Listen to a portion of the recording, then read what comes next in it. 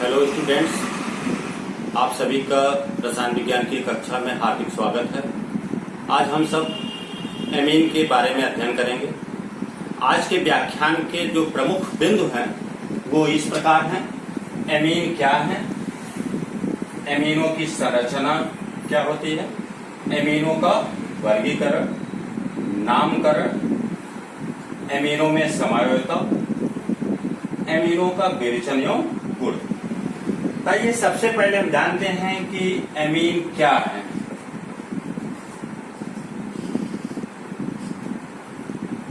Ammonia के alkyl या aryl व्युत्पन्नों को हम एमीन कहते हैं, अर्थात अमोनिया के एक या अधिक हाइड्रोजन परमाणु को एक या अधिक एल्किल या एरिल समूह द्वारा प्रतिस्थापित करने पर प्राप्त यौगिक को एमीन कहते हैं। उदाहरण के तौर पर अमोनिया के जब एक हाइड्रोजन परमाणु को एल्किल समूह द्वारा प्रतिस्थापित किया जाता है तो हमें RNH2 यौगिक प्राप्त होता है, जो कि एक एमीन है। यहाँ पर R जो है एल्किल समूह भी हो सकता है या एरिल समूह भी हो सकता है। कई बार एरिल समूह के लिए R के बजाय AR इस्तेमाल होता है। यहाँ पर मैंने एल्किल और एरिल दोनों के लिए R लेटर का प्रयोग किया। अब दूसरा हाइड्रोजन परमाणु भी अगर एल्किल या एरिल समूह द्वारा प्रतिस्थापित हो रहा है तो भी हमें एमीन प्राप्त होती है। और इसी प्रकार से अमोनिया का जो तीसरा हाइड्रोजन परमाणु है वो भी एल्किल समूह के द्वारा प्रतिस्थापित हो जाए तो हमें एमीन प्राप्त होती है। उदाहरण के तौर पर methyl amine, ethyl amine, aniline,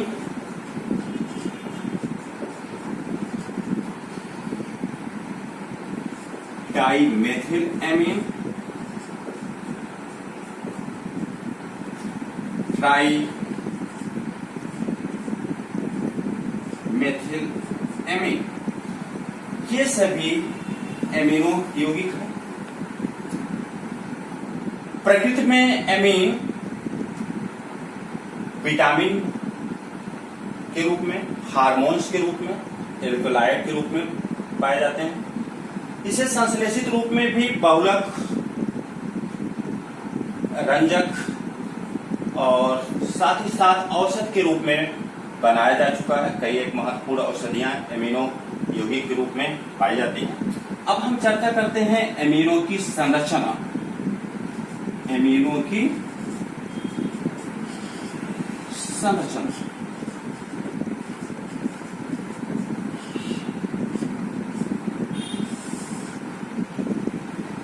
जितने भी आप यहाँ पे एमीनो यौगिक देख रहे हैं उन सभी में नाइट्रोजन परमाणु जो है वो अमोनिया की ही भांति त्रिसंयोजक परमाणु है। यहाँ पर एमीनो यौगिक दिए गए हैं, इन सब में आप देख रहे हैं कि नाइट्रोजन परमाणु जो उपस्थित है वह अमोनिया की भांति त्रिसंयोजक है और प्रत्येक में एक असहभाजित इलेक्ट्रॉन युग्म भी है। तो एमीनो में अगर हम एक ट्राइमेथिल को लेते हैं, यानी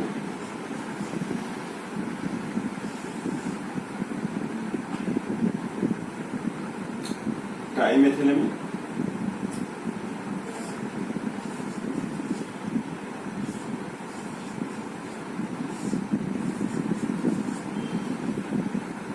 ये ट्राइमेथिल एमीन है। ट्राइमेथिल एमीन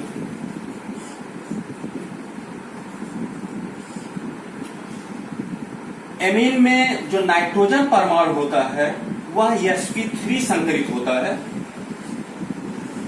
sp3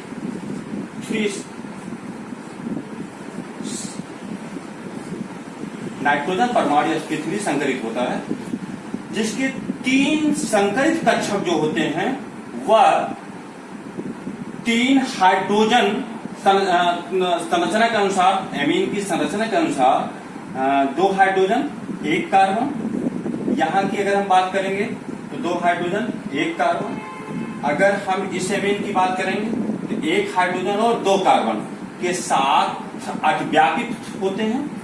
और चौथा जो असंकरित कक्षक है उसमें असाभाजित इलेक्ट्रॉन युग्म उपस्थित होता है। इस असाभाजित इलेक्ट्रॉन युग्म के कारण एमिनो का जो बंध कोण होता है वह 109.5 डिग्री से कम होता है। अगर हम ट्राइमेथिल की संरचना की बात करें तो जितने भी एमीन हैं वह सभी उनकी संरचना पिरामिडिक होती है, लेकिन इसमें ये जो असाभाजित इलेक्ट्रॉन युग्म है और ये साभाजित इलेक्ट्रॉन युग्म है, इनके मध्य प्रतिकर्षण के कारण जो बंध एंगल है वो लगभग 108 डिग्री होता है। अन्य जितने भी एमीन हैं उनमें जो बंध कोण है वो 109.5 डिग्री से कम होता है। एमीनो का वर्गीकरण,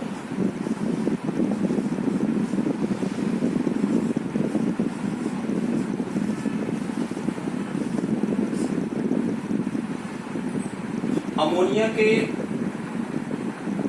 एल्किल या एरिल समूह द्वारा प्रतिस्थापित हाइड्रोजन परमाणुओं की संख्या के आधार पर एमिनो यौगिकों को 3 वर्गों में विभाजित किया गया है। नंबर 1 प्राथमिक एमीन,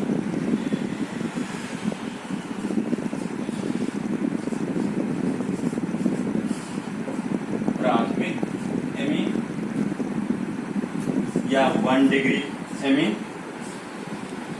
वह यौगिक जिनमें NH2 समूह उपस्थित होता है।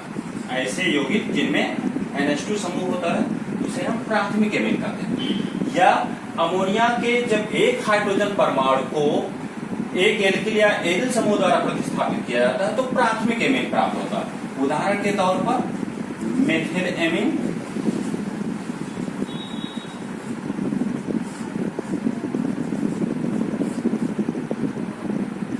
एनिलीन,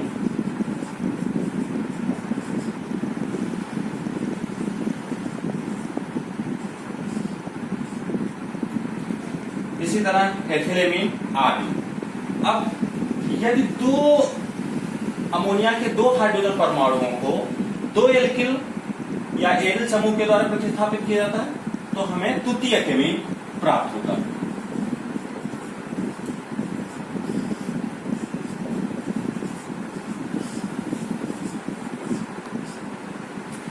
द्वितीयक एमीन में NH समूह, इमीनो समूह, ऐसे यौगिक जिनमें इमीनो समूह उपस्थित होता है उन्हें हम द्वितीयक एमीन कहते हैं। उदाहरण के तौर पर डाइमेथिल एमीन या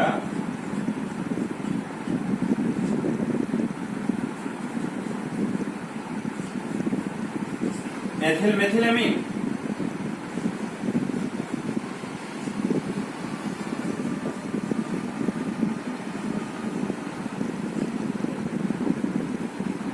C6H5NH3। ये अमोनिया के तीनों हाइड्रोजन परमाणु एल्किल समूह के द्वारा प्रतिस्थापित हो जाते हैं या एरिल समूह द्वारा प्रतिस्थापित हो जाते हैं तो हमें तृतीयक एमीन प्राप्त होता है।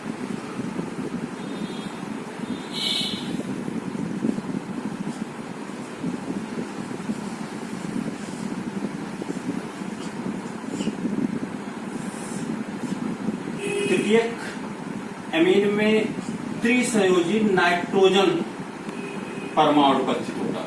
ये त्रिसंयोजी नाइट्रोजन परमाणु, इसका उदाहरण हो गया ट्राइमेथिल amine. Die methyl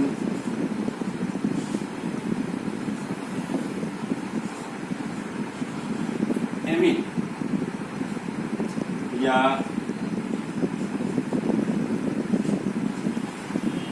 C2H5 ट्राईएथिल amine. अब यहां पर हम देख रहे हैं द्वितीयक एमीन और तृतीयक एमीन। द्वितीयक एमीन और तृतीयक एमीन को भी हम दो वर्गों में बांट सकते हैं। एक तो सरल एमीन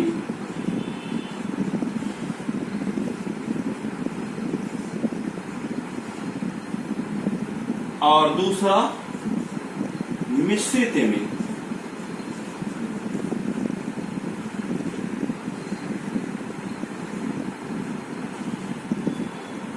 द्वितीयक एमीन या तृतीयक एमीन में जब सभी एल्किल समूह समान होते हैं, जैसे इसमें एल्किल समूह दोनों ही एल्किल समूह मेथिल है, तो ये सरल एमीन में आएगा। लेकिन जब एमीन में उपस्थित एल्किल समूह भिन्न भिन्न हो तो उसे हम मिश्रित एमीन कहेंगे। तो यहां पर ये सरल एमीन है और ये मिश्रित एमीन है। यहां पर भी एरिल समूह है और यहां पर मेथिल समूह है, ये भी एक मिश्रित एमीन है। तो द्वितीयक और तृतीयक एमीन को दो वर्गों में विभाजित किया जा सकता है, सरल एमीन और मिश्रित एमीन। इसी प्रकार से नाइट्रोजन परमाणु से जुड़े एल्किल या एरिल समूहों के आधार पर हम एमीन को दो वर्गों में बांट सकते हैं। एक तो एलिफैटिक एमीन और दूसरा है एरोमेटिक एमीन। एलिफैटिक एमीन के उदाहरण मेथिल एमीन हो जाएगा और एरोमेटिक एमीन का उदाहरण एनिलीन हो जाएगा। नामकरण की बात करें तो सर्वप्रथम हम एलिफैटिक एमीन के नामकरण के बारे में जानेंगे। एलिफैटिक एमीन का नामकरण, इसमें भी सामान्य नाम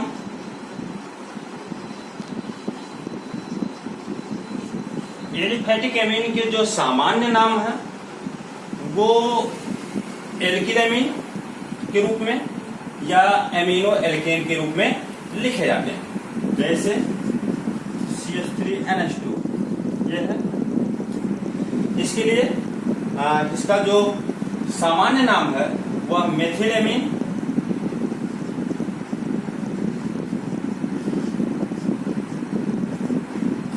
या इसे एमिनो मेथेन भी कहेंगे। इसी तरह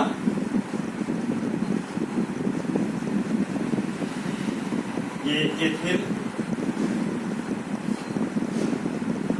एमीन।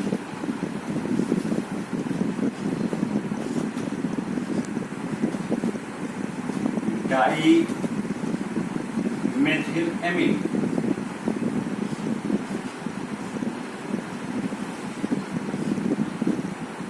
इनके आईयूपीएसी जो नाम है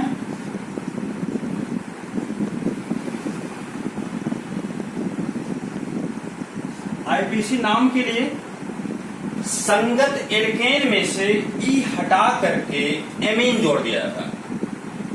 यानी संगत एल्केन में से ई हटा देंगे और एमीन जोड़ देंगे।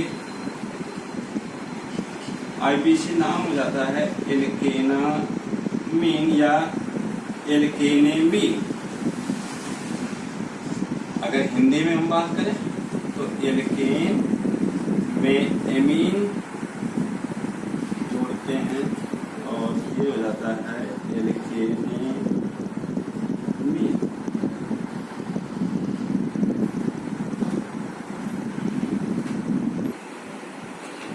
उदाहरण के तौर पर इसका आईपीएसी नाम हो जाएगा, संगत एल्केन है मेथेन, तो आईपीसी नाम हो जाएगा मेथेनेमीन।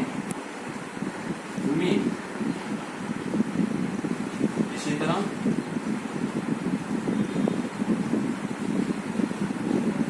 यहाँ पर संगत एल्केन है एथेन, इसका आईपीसी नाम हो जाएगा एथेनेमीन।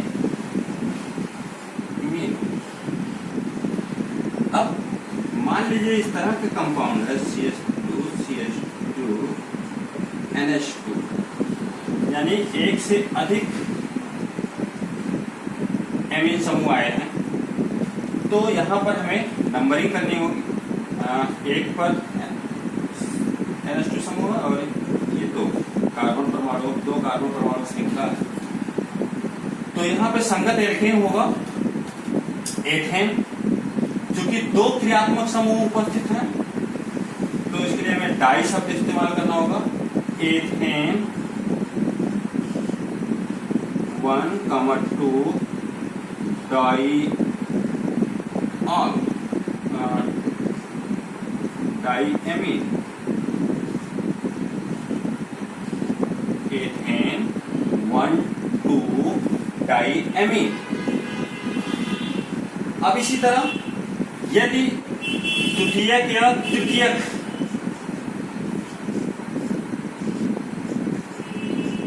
एमीन है, यहां पर ये द्वितीयक एमीन है, इसको हम अगर इस तरह से लिखें, ये ऐसे लिखें CH3 NH CH3,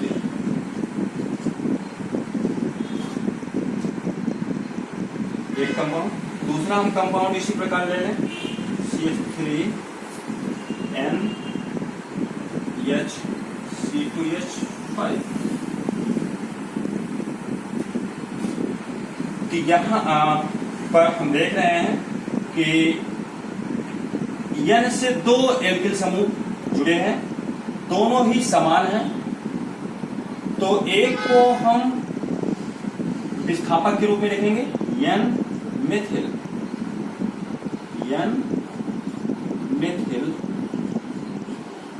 और दूसरे को एल्केन में एमीन जोड़ करते हैं, इसका नाम हो जाएगा N मेथिल मेथिनेमीन।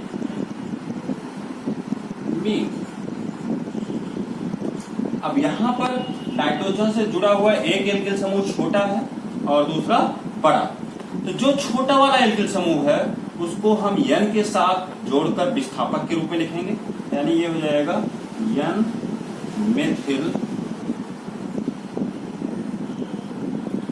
एथिनेमीन।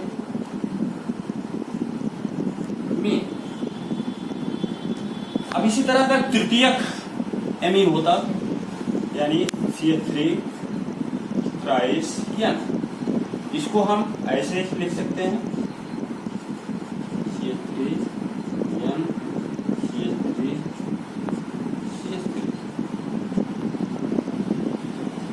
तो यहाँ पर दो एल्किल समूहों को, यानी दो मेथिल समूह को हम विस्थापक के रूप में मान लें और इसे हम एमीन के रूप में, ये इसका आईपीसी नाम हो जाएगा N, N dimethyl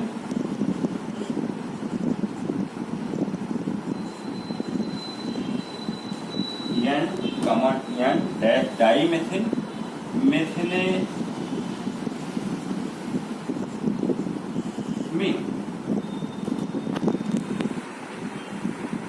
aromatic amine के नामकरण के लिए सामान्य नाम तो हम एरिल एमीन के रूप में लिखते हैं, जैसे यहाँ पर इसका जो सामान्य नाम है वो एनिलीन है, या इसे हम फेनिल एमीन के नाम से भी जानते हैं।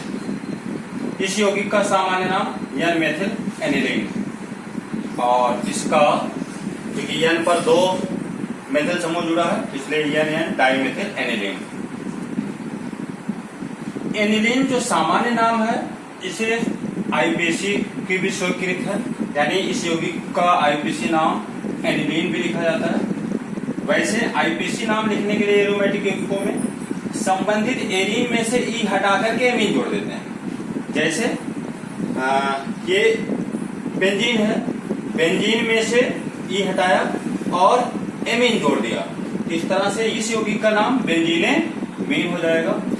अब चूंकि यहाँ पर एक हाइड्रोजन, एमीन के एक हाइड्रोजन के स्थान पे क्या आ गया, मेथिल, तो इसका नाम हो जाएगा एन मेथिल बेंजीनेमीन, और इसका आईपीसी हो जाएगा, क्योंकि एन पर 2 एल्किल समूह जुड़ा है, तो एन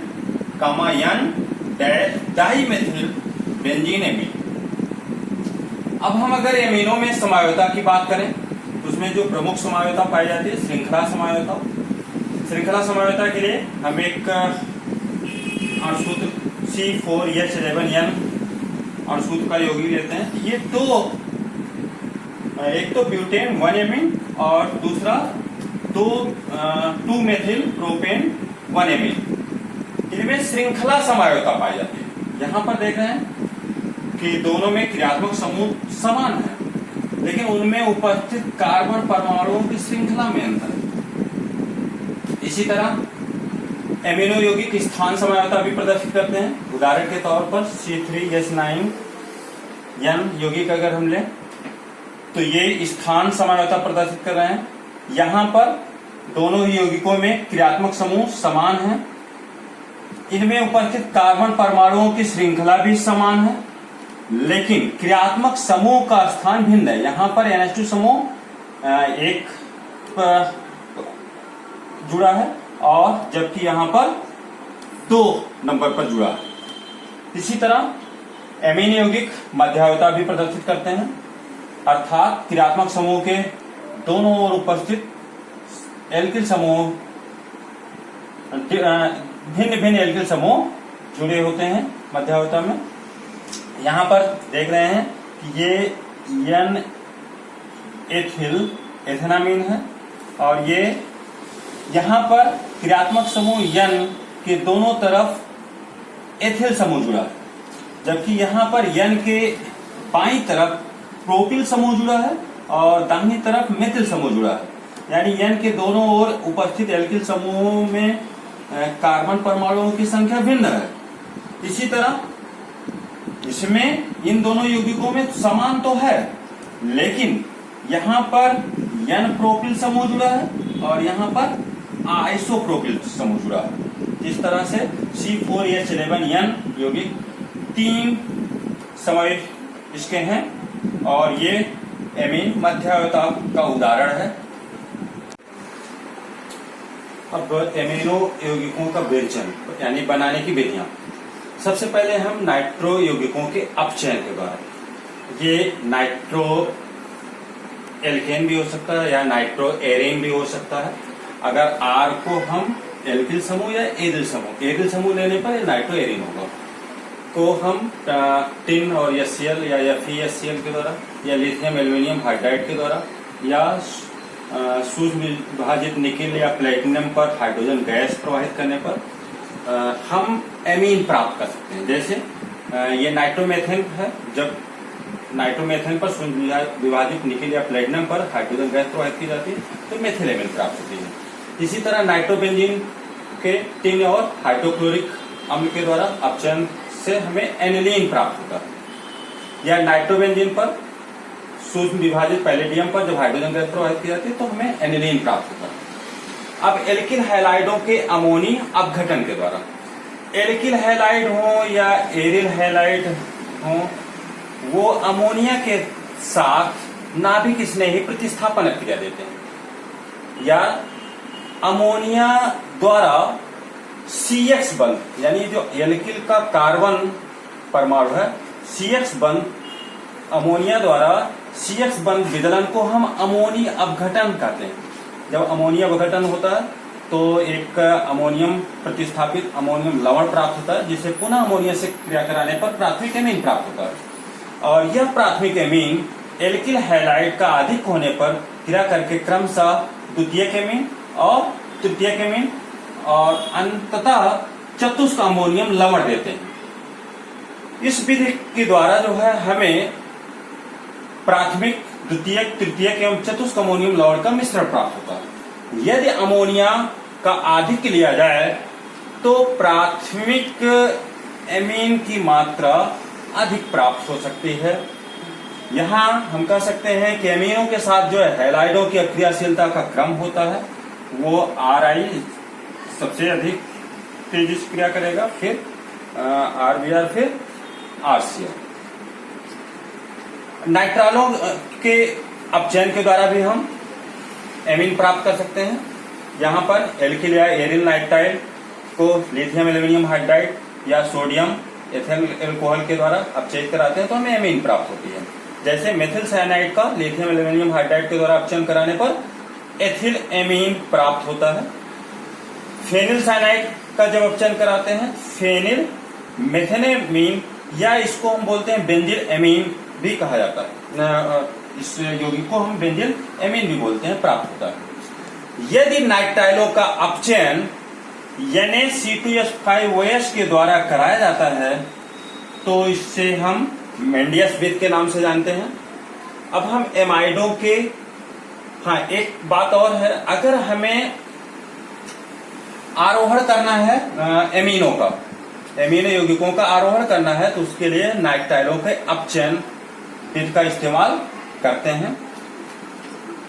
अगली विधि है बनाने की एमाइडों के अपचयन के द्वारा। हम कोई भी एमाइड लें तो लिथियम एल्यूमिनियम हाइड्राइड के द्वारा उसे हम एमीन में परिवर्तित कर सकते हैं। जैसे यहाँ पर मैंने एसीटामाइड लिया है, एसीटामाइड लिथियम एल्यूमिनियम हाइड्राइड के द्वारा अपचयित होकर के एथिल एमीन या एथेनामीन बनाता है। इसी तरह बेंजेमाइड अपचयित होकर के बेंजिल एमीन या इसको कह सकते हैं फेनिल मेथनेमीन बनाता है। प्राथमिक एमीन प्राप्त करने की गैब्रियल थैलेमाइड संश्लेषण विधि महत्वपूर्ण है क्योंकि हम इसके द्वारा जो है केवल प्राथमिक एमीन प्राप्त कर सकते हैं। इसके लिए थैलेमाइड को KOH से अपकृत कराते हैं तो हमें थैलेमाइड का पोटेशियम लवण प्राप्त होता है, जिसे एल्किल हैलाइड के साथ गर्म करने पर यह एल्किल थैलेमाइड प्राप्त होता है, जिसका क्षारीय जल अपघटन कराने पर हमें प्राथमिक एमीन प्राप्त होता है। इस विधि के द्वारा हम एरिल एमीन नहीं प्राप्त कर सकते। क्यों? क्योंकि थाइलेमाइड से जो प्राप्त लवण होता है वह एरिल एमीन के साथ नाभिक स्नेही प्रतिस्थापन अभिक्रिया नहीं देता। हाफमैन ब्रोमाइड निम्नीकरण अभिक्रिया के द्वारा भी हम एमीन प्राप्त कर सकते हैं। इस विधि के द्वारा एमीनों का आरोहण भी कर सकते हैं, यानी अधिक कार्बन युक्त एमीन से कम कार्बन युक्त एमीन भी प्राप्त किया जा सकता है। तो इसके लिए हम एमाइड को जो है ब्रोमीन और सोडियम हाइड्रोक्साइड या पोटेशियम हाइड्रोक्साइड के साथ जब गर्म करते हैं तो हमें एमीन प्राप्त होती है, सोडियम कार्बोनेट, सोडियम ब्रोमाइड और H2O। उदाहरण के तौर पर यहाँ पर हमने बेंजेमाइड लिया है। बेंजेमाइड की क्रिया जब सोडियम हाइड्रोक्साइड और ब्रोमीन के साथ कराई जाती है तो हमें एनिलीन प्राप्त होती है। यहाँ हम दे सकते हैं एसीटामाइड CH3CO NH2 की क्रिया जब Br2 + 4 NaOH ये प्राप्त होता है CH3NH2 + Na2CO3 + 2 NaBr + 2H2।